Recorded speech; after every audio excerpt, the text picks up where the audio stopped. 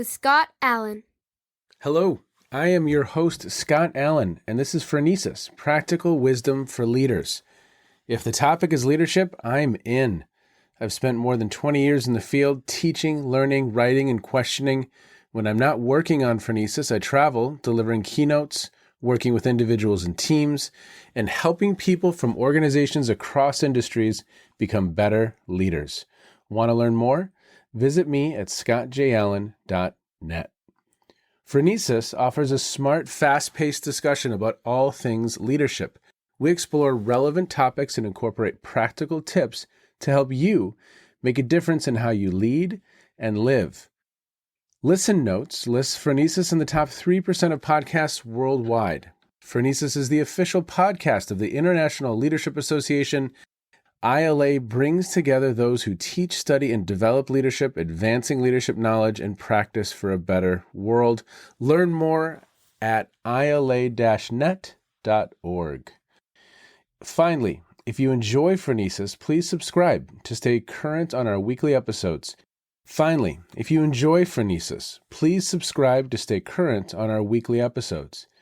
you find an episode that resonates, please share it with your colleagues and friends. And if you want more content, subscribe to my newsletter, The Leader's Edge. The link is in the show notes. As always, thanks for listening. And now, here's today's show. Okay, everybody, welcome to the Phronesis podcast. Thank you so much for checking in wherever you are in the world. Today, I'm excited to introduce you to just a world-renowned scholar, Dr. Joe Raelin, and he is an internationally recognized scholar in the fields of collective leadership, learning, and practice. He is the Donald Gordon Visiting Professor of Leadership at the University of Cape Town in South Africa, and the Asa S. Knowles Chair Emeritus at Northeastern University in Boston, USA. He was formerly professor of management at the Wallace E. Carroll School of Management at Boston College, and he received his Ph.D. from the State University of New York at Buffalo. Joe is a prominent inventor of a new theory in leadership and management studies. His path-breaking work in diagnosing and managing the clash of cultures between managers and professionals, his reaffirmation of work-based and action learning as bridging knowledge and action in the workplace, his creation and application of the work self-efficacy inventory, his designation and application of leaderful practice to bring out leadership in everyone, and now his co-construction of leadership as practice, which looks to leadership not in individual personality, but in everyday practice, and in particular, in emergent dynamic social and material interactions. As a management consultant, Joe's principal practice in recent years has been helping companies establish leadership development programs using leaderful action learning methodology, a management development approach that encourages managers and executives to collectively learn and lead amid their very practice rather than in a classroom. Among his honors, Joe is a recipient of the David Bradford Outstanding Educator Award from the MOBTS Teaching Society for Management Educators and the National CEIA, Cooperative Education and Internship Association, James W. Wilson Award for Outstanding Contribution to Research in the Field of Cooperative Education. Among his best paper awards is his colleagues' work on self-efficacy, study as the best overall conference paper among all those presented at the 2012 Annual Conference of the American Society for Engineering Education.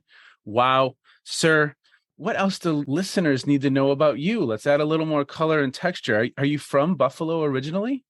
Oh, no, I'm a New England boy, New Hampshire boy.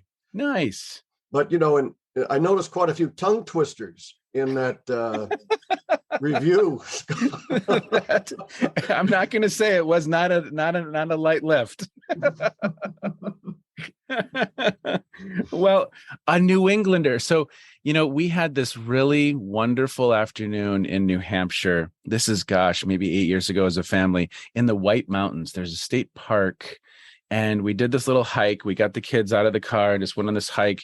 And it was just absolutely beautiful. You're talking real New Hampshire, the Yes. White Mountains. And guess what? I grew up north of the White Mountains. Okay. It's beautiful. And my wife's dream, her dream is to move to New Hampshire and work for King Arthur Flour. That is her dream job. We did a lot of baking during the pandemic, Joe. A lot of baking. Well, today I am so excited to speak with you. I've been seeing this phrase leadership as practice coming across my radar more and more recently, and I really, really appreciate your time because I want to really lay this out for listeners. And as we were speaking, even before we started recording, starting with some foundational concepts, maybe even the background as to how you got to where you are now. Maybe we start there, go into some foundational concepts, and then, as I said to you before we started, go deeper and deeper into the pool. But we're going to walk into the pool. So what are some of the roots of this leadership as practice? Let's start there. Well, okay. I think when we started before the interview itself, I understand that this can be at times a little difficult because these are unfamiliar ideas and they diverge so much from mainstream ideas of leadership. So I can understand that at times it's a little challenging when we first start. In some respects, it was for myself because I really worked on this idea of leaderful practice before I even knew enough about practice theory. And so that then enriched my understanding of leaderful practice, which I probably had preferred that I had started with practice theory and LAP. But so LAP is a bit more foundational than the leaderful idea. Maybe the best way to begin would be to say a word or two about what practices are. Yes. And then from there. Yes, because, okay, so my mind, when I hear those words, Joe, it goes to like Erickson, deliberate practice, right? There's that. So it goes to, I'm practicing law or practicing medicine. It goes to a few different definitions that kind of rumble around in my head. So that would be a great place to start. Yeah. And it's not even from the musical world, rehearsing, practicing. So how about thinking of these practices as these embodied, practical, often collaborative accomplishments among people, that in turn are shaped by a host of things that, their collective discourses, the surroundings, the space that they're in, the emotions that are expressed, the rituals, the movements. All those things can either enhance or detract from these accomplishments. So you can see we're looking well beyond just the talk between people. Yes. By the way, so that right there alone would be a distinction for our listeners that are perhaps have a stronger base in relational leadership theory than practice-based. So would practices in some ways be our ways of being? Our habitual patterns? Would they be, some of the practices could be damaging in some cultures, in some organizations. Some practices could be healthy and life-giving and energizing. Would that be a way of thinking about this? Yeah, the only addition I would place there would be that for the most part, we like to think of these practices as collective, things that people do together. Nice. Or engaged in some kind of mutual endeavor. There's a collective mentality for us in thinking about practice. So you can see already that it enters that collective leadership space. Sure. But to then add the specific leadership component, let me just add one other layer. We like to say that when social processes, amongst this group of people working together, when certain processes change the trajectory of the flow of practices, change the turning points, you might say, in the spaces between these participants, these people, that is when leadership is occurring. So to find leadership, we like to say, you need to go to the practices within which it is occurring. Okay, let's unpack that a little bit. Okay. I heard words like find. I mean, I love it. I love it. So say that again, would you? To find leadership, look to the practices within which it is occurring. Okay. Leadership is not something that is thought about ahead of time. In some respects, it's an outcome. It's a resultant from these practices. So you can immediately see that those of us working in this field, we're trying to get into and discover those micro processes and practices. and determine when leadership is occurring. Hmm. And it's occurring typically when there's this change in trajectory or change in the turning points that changes, the pattern that has been established in the group. Now, okay. Obviously, we're moving away from the great man or the great woman or the individual as quote unquote the leader. This is a collective process that's occurring. Yeah. Is it always a process, Joe? So, for instance, maybe I, in a meeting, share my observation and that gains some traction among the authority figure or my colleagues, and we're kind of co-creating, but it's just a comment. I intervene, the group moves forward, it changes the trajectory, but is it in moments in time, or is it again, are these practices longer term and more stable? Does that make sense? Yeah, I would say the latter, Okay. because these practices are going on all the time. And you're absolutely right. They're influenced more by what we think of as a human process. Yeah. It could be an interaction between the person and some artifact. We might ask, well, why is it that, sometimes when you do a PowerPoint presentation, it seems to grab the attention and it can move the group forward, but other times it seems to be lost in space. It kills energy. So it's all those things. And so that's why we are very specific, to almost anal, to get into the thick of the experience, especially from the other person's point of view. Say more about that. Well, what it suggests is that I think our study of these LIP processes tends to be somewhat phenomenological. We're looking primarily using ethnographies to look at the lived experience of how people see the things that are occurring around them. And you're on a hunt for these practices that help leadership emerge. Co-creation, it creates that space for these trajectories to change.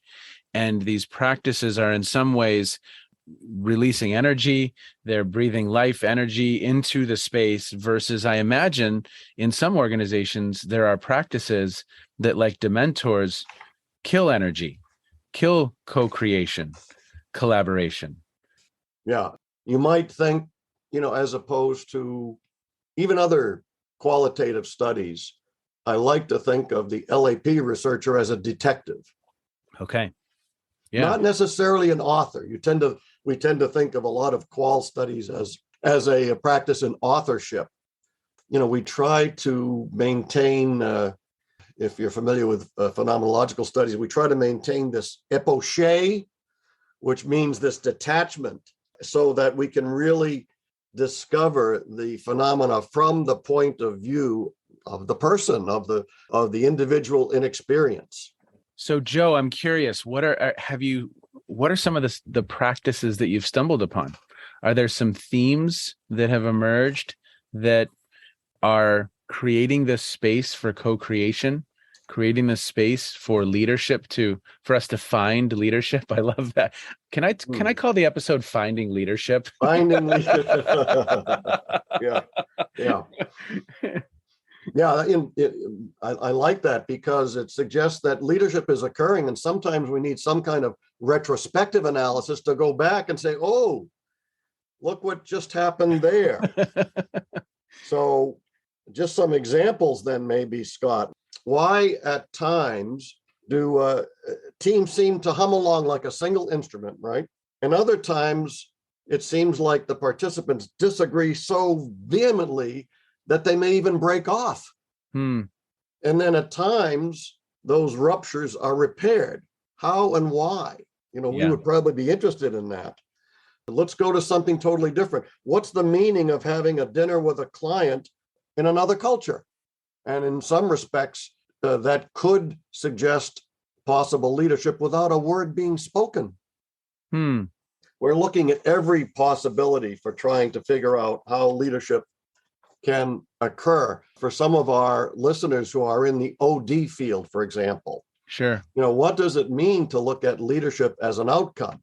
If you think of it that way, that means You're not looking for this single person and their aspirations for the group or their directives to the group. To find leadership again, we have to somehow get into those micro practices. Yeah. Find out what's going on. And so it speaks to the thought that in order to change leadership or change the processes in the group, we have to understand initially those situational dynamics that are going on in the group. So that's, you see, where I think I initially missed out in inventing leaderful practice, that I think we didn't know enough about how to really get into the thick of the leadership that's going on initially.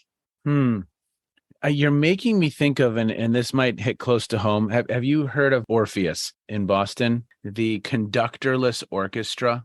They're one of the foremost performing ensembles in the world, Scott.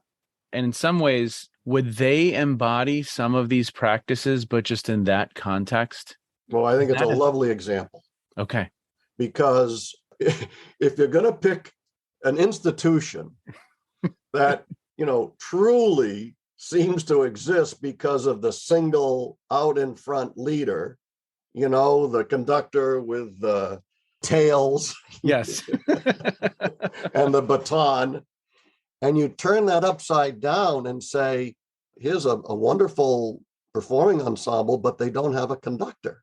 But they're extremely involved in that experience. I mean, even in the case of ensemble music, not all the players are involved in the piece at any given time. So during rehearsals, if you were to observe that orchestra, they all crowd into the assembly, and they make these suggestions, about balance and blend, and they do that also in recordings. So it's truly a multi-participatory experience to see them in action. Not just the performance, just all the things that go on ahead of time. Well, my mind right now is going to, okay, I have an organization where hierarchy does exist. I mean, there is a person with quote unquote a title, and they are the authority figure, we could call them. Yeah. But I think how you're defining it, how you're thinking about this, that's just an authority figure. That doesn't mean that we're going to find leadership in any of their behaviors or in those practices where leadership will emerge. And again, to your point, change the trajectory of the group for the better. Correct? Yes. But that does bring to mind, if you have such an authority, how do you change this group or this organization to become more leaderful, to focus more on the practices? Yeah. So I think earlier when we talked, you had mentioned the Leadership as Practice book. Yes. That has many authors, I guess, whom you know. And one chapter with authors David Denyer and Kim Turnbull James, they talk about something called leadership as practice development. So how do you change the leadership structure to incur more of this sort of democratic participation? So maybe this is a good time to say a word or two about this. LAPD, Leadership as Practice Development, if you don't mind then. Sure.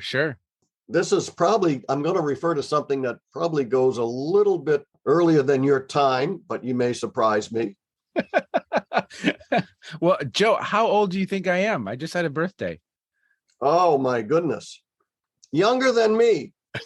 Good answer. Very, very politically correct. I am 50. So born in 72. Well, had you ever heard of or seen a TV program called Candid Camera? Oh, yes, of course. Oh, yes. Well, remember the producer said all this program is about to do is to catch people in the act of being themselves. Yep. Okay. Well, that's what this is all about, this LAPD. We have to catch people in the act of being themselves as they're working together. In other words, I said before, in their lived experience. So they'd be attending to their own projects, maybe even for the development purpose you might give them or assign them to a project that might be somewhat different from their mainstream work. What we might do in the case of LAPD is introduce novel forms of conversation that would be aimed as much on reflecting and learning than on task accomplishment. Yes. So this, you see, is the connection to action learning, work-based learning, which has been another area of interest of mine. But for our listeners, what do I mean by adding a touch of conversation, introducing some of these reflective practices? It could be something as simple as having them learn to challenge their assumptions and their inferences, having them begin to explore some of their differences, their intersubjective differences, maybe even allowing particular individuals at times to have the courage to stop the flow of conversation because things aren't going according to the way they thought it should go. I'm sure we've all experienced that. We're in a meeting and all of a sudden things are going off track. And what do you do? I've been in that faculty meeting. No, I can't imagine how or why. And introducing some kind of reframing to kind of change course. So this is what we're trying to do. And this allows the participants to collectively gain the capacity to reconstruct their leadership on behalf of their mutual interests. So this is the flexibility that LAP offers to those who might think that no, leadership is for those people. But in fact, it's truly for all of us. Well, and I've always really, really appreciated your notion. I said this on a podcast just the other day. So much of our work in management is, imagine if healthcare was doing it the same, that they were so far from the work sometimes. Your work has always been, look, this education needs to be close to the work. It needs to be real. It needs to be real projects that we're working on in the context of the organization and not sitting in a classroom having a conversation about it. That's one type of learning, and it's an important one. But you don't have a pilot at the end of that conversation.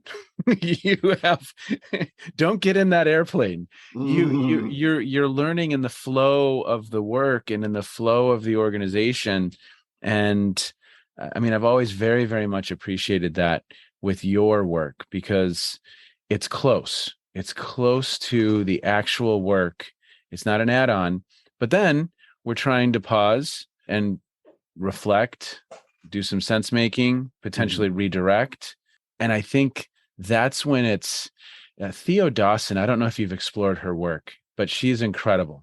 If you have an opportunity, listen to that podcast I did with her. She has an organization called Lectica, but she calls it an opioid dopamine cycle, where when we're learning, there's heat and it's real and we're learning, that's when we're firing. And that's when the real connections are being made versus, again, back to your PowerPoint from a few moments back, the 70 slide lecture that is, nothing's firing. Yeah. But you did say one thing that caught my attention, Scott, should there be a pilot? I mean, do we believe in getting rid of the pilot, as the plane is in the air? And of course, depends on the technology on the airplane. Yeah, well, that's true these days. Maybe you truly don't need it, but let's say we're on a Piper Cub. Yeah, exactly. So here's the story. There are these street movements that adopt some of these LAP leaderful principles. Yeah.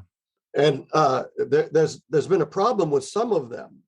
Like, for example, the Yellow Jacket, the Gilets Jaunes movement in France. Okay. I'm unfamiliar.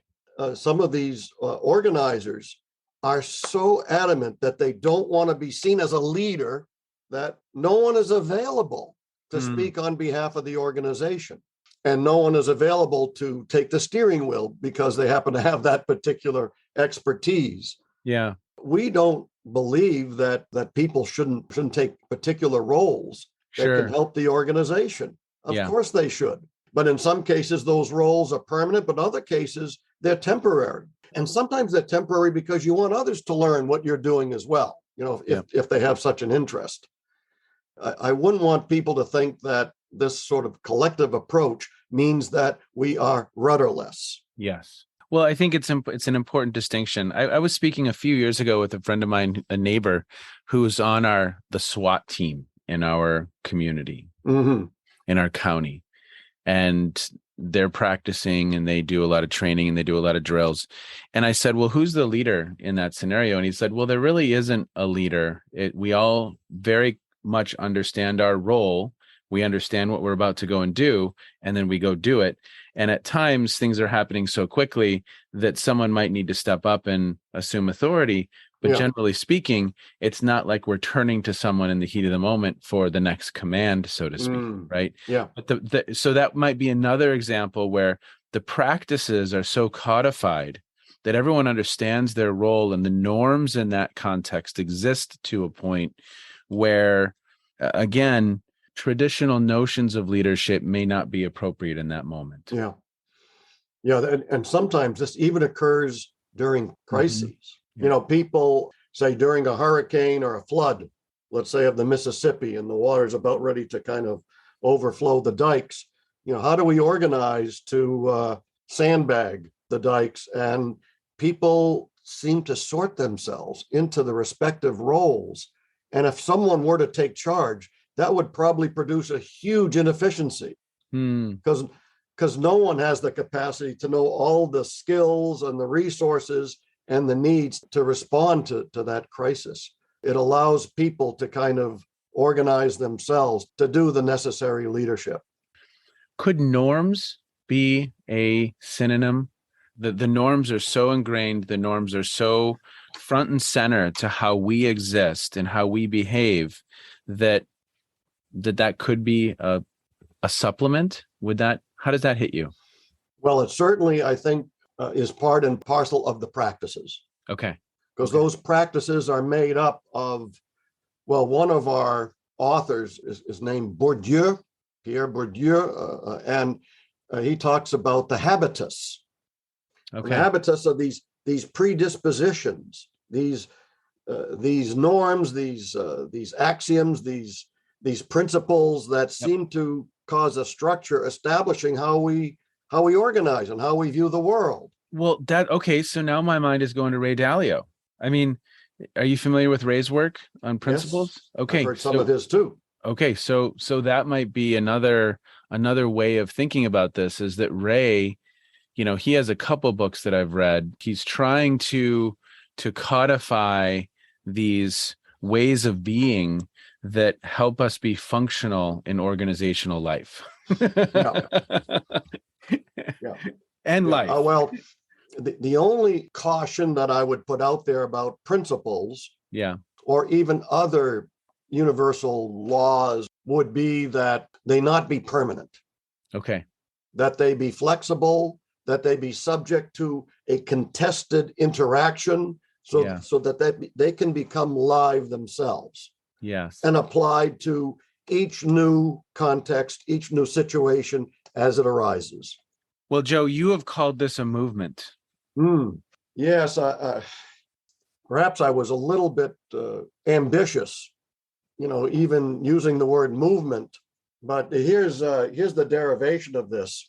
We were doing a presentation at one point, and we called LAP at the time a movement hyphen. Okay, so we were talking about this being a flow.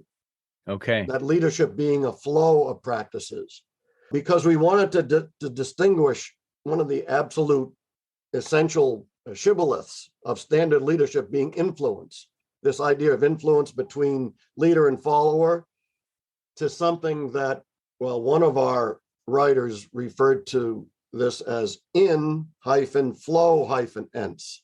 In-flow-ence.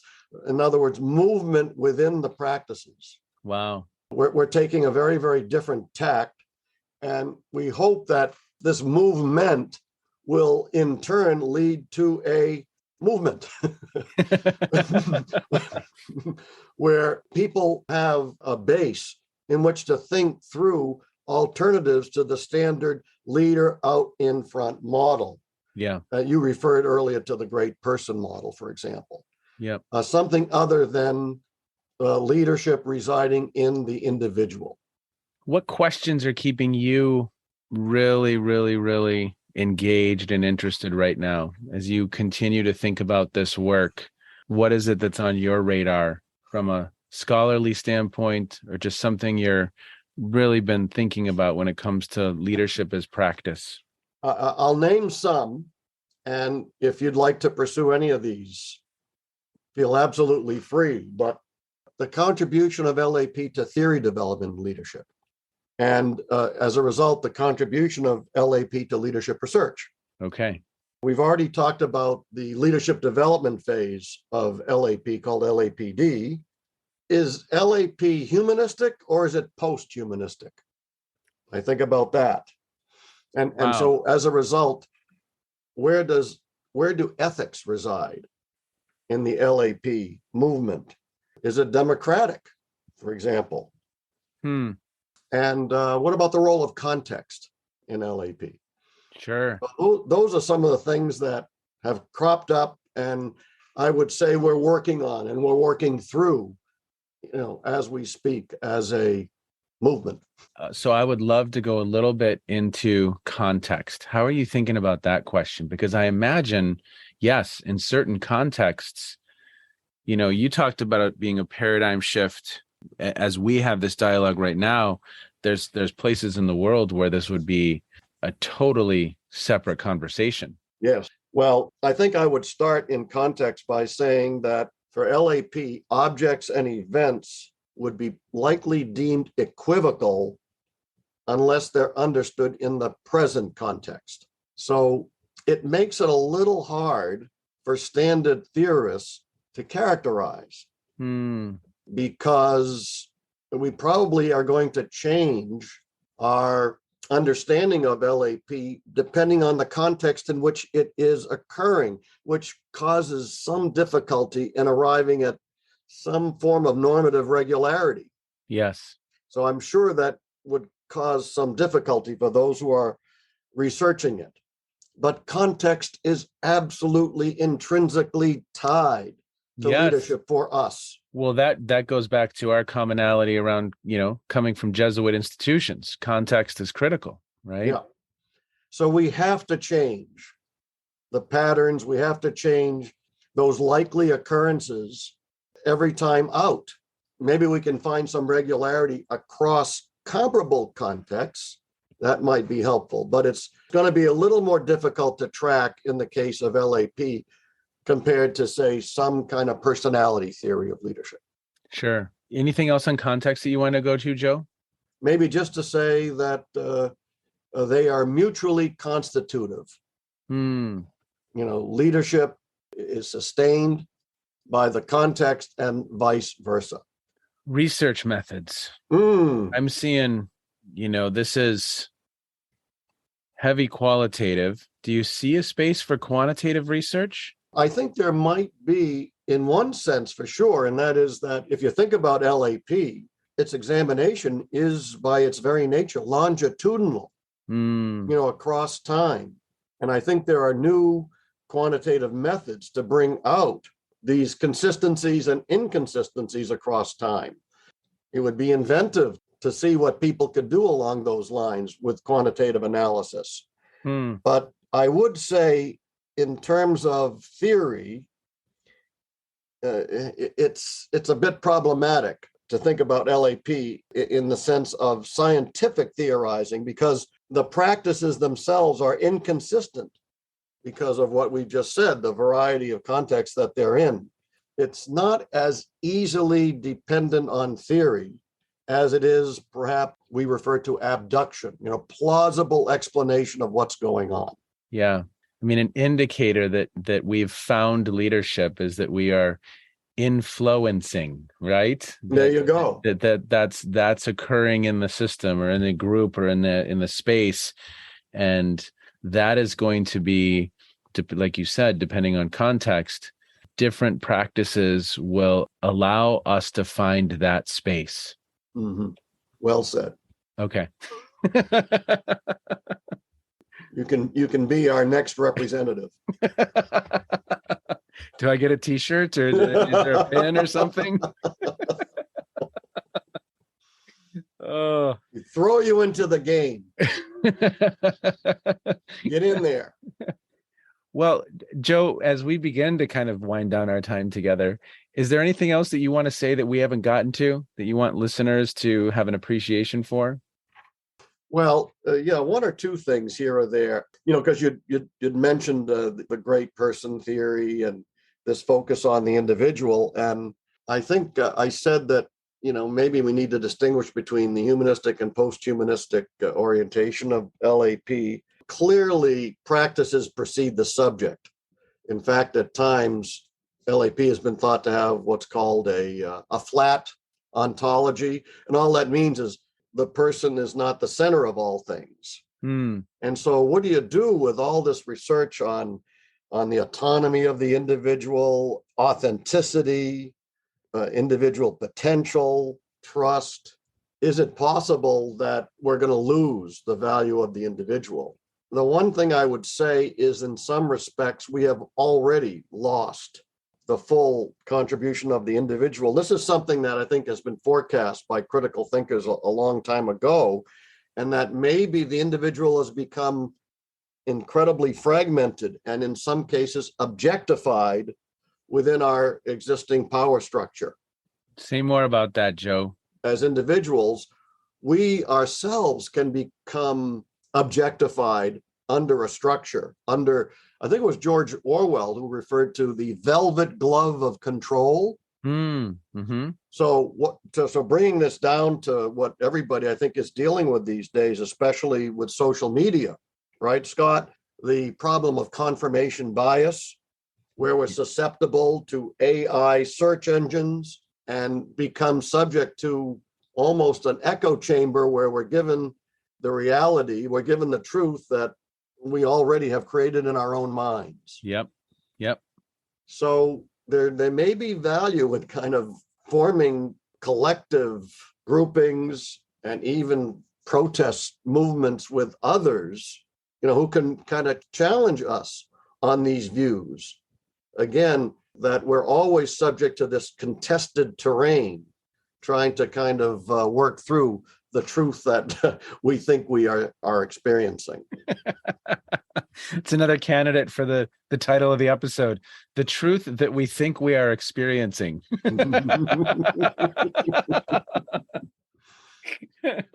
It's funny how we think, huh? Changes things a little bit. I was initially raised in my earlier career to be a therapist, a psychologist. Really? And so I'm beginning to lose some of my focus on personality theory by thinking through the sociology of experience. Well, we have a similar background. I was at the University of Minnesota, and my undergrad was family social science, so family systems theory, right? Yeah. So a cousin, right? A cousin. Not the individual, but the family system. So very cool. Anything else that you want to underscore or highlight for listeners? I think when we first talked, what does this do? Where do we come out on the subject of ethics? If there are not these universal, underlying, permanent principles that can guide us, whereas I think an LAP approach would probably see that external moral authority is probably unattainable. Rather, I think the parties to any practice, I think, need to work out, multiple changing and conflicting perspectives so that they can co-construct and negotiate ethical meaning as they work together. Yeah. So that's a very different kind of orientation, kind of more like a principled pragmatism rather than this idea of universal virtues and guidelines to help people in their ethical decision-making. It calls upon people to be somewhat responsible. Yes. And work it out. Get in there. I mean, this is what Dewey said, get in there and through the experience with co-participants. These theories that you're going to propose, it's not for spectators. Mm-hmm. You've got to work them through with your co-participants in experience. Well, and I imagine in certain contexts, it could be extremely skewed as to what emerges as the practices or the healthy practices. If you look to human history, there's at least a faction of people on the margins whose reality was far from a true north from a moral compass standpoint. Right. So that's an interesting question, because are there some truths when it comes to that conversation around ethics, or is it truly co-created in every instance by these groups? Yeah. I mean, I suppose what we believe is that maybe there aren't any particular features of persons that can actually, in their own right, break down the, I'd have to say, the dangerous discourses around now of conformity that I think can disrupt the social life. So that's probably one of the most immediate scourges that we face as civilization today. Joe, I said we need to enter the pool through the stairs in the shallow end, and then move more and more into the deep end. And I think we're there. I think this conversation, I hope, has sparked curiosity in listeners, and we are going to place a number of resources into the show notes. So for all of you listening, you will have access to a number of different articles, websites. There's a LinkedIn group. There's all kinds of things that we're going to draw your attention to so that you can be aware and you can engage in the conversation. Because as Joe has highlighted, there's some really big questions that this group of people is working on and thinking through. And, I just really, really appreciate your work, Joe. I have followed your work since the action learning, action research, that whole phase. And I just very, very much appreciate it. And again, what I appreciate so much from a developmental standpoint is just your belief that education occurs close to the work and the people engaging in the work, and those people learning together and with one another, and in some ways co-creating that knowledge. I think it's a wonderful way of thinking about how we do development. And I just appreciate your time. I'm so thankful, sir. No, it's been a lot of fun. And you said when we signed up here that this was just going to be a friendly, easygoing conversation, like two people would have at a bar. Yeah. Maybe not at the bar. We didn't quite get there. We could record that sometime. I could have a beer and you could have a beer, and then we could see where the conversation takes us. This was more of the cup of coffee. Right. Oh, well, thank you so much, sir. You'll come back, right? I'd love to talk again. Okay. Well, be well. Okay. Bye, Bye-bye. everybody. Okay. A just heartfelt thank you to Dr. Joe Raelin for spending some time with me to discuss leadership, finding leadership. That was such a cool way to phrase this concept of leadership as practice. I think I just have great respect for anyone who has spent their career investigating and exploring and searching. And that is certainly what Joe has done in a number of different topics and in a number of different areas. So just thankful for the opportunity to have that conversation. For all of you, thank you so much for checking in. Can't thank you enough for continuing to go along this journey with me as we explore the many nooks and crannies of the topic of leadership and work to better understand this phenomenon. We have some exciting episodes coming up and some really cool things kind of in the hopper getting scheduled now. So be on the lookout. Thanks, everyone. Take care. Be well. Thank you to Dr. Raelin. Bye-bye. You have just finished another episode of Practical Wisdom for Leaders with Scott Allen. To contact me, visit scottjallen.net or send me a note at scott@scottjallen.net. I'm also on LinkedIn, so let's connect. If you have feedback, I'd love to hear it. And as always, thank you so much for listening. And now here's my daughter, Emily, with the outro.